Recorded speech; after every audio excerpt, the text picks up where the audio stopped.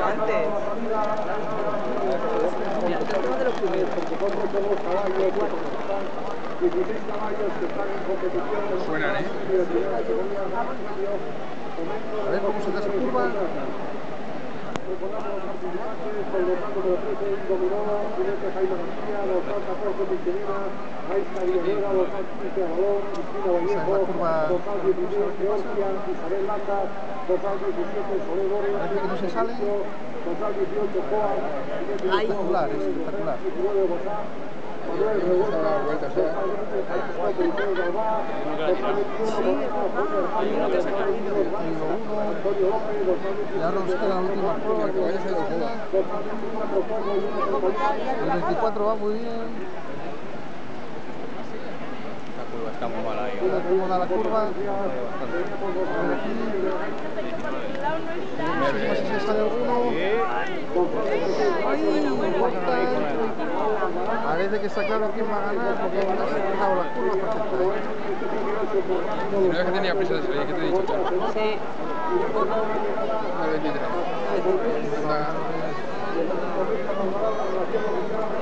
Finaliza ahí, se levanta para celebrarlo, Lástima. Más unidades.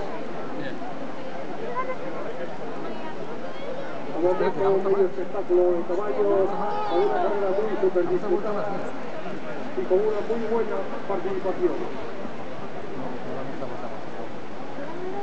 Pero en el momento, Bueno, quedó bien. los jueces de llegada nos darán la relación de cómo ha quedado esta carrera.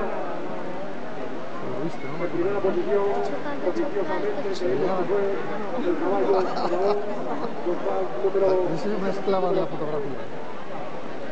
No, pues lo vemos aquí en el momento, se quedó guapo. Oye, dieron la dieron perfecta la curva ahora, Estás grabando, videologiasturias.com.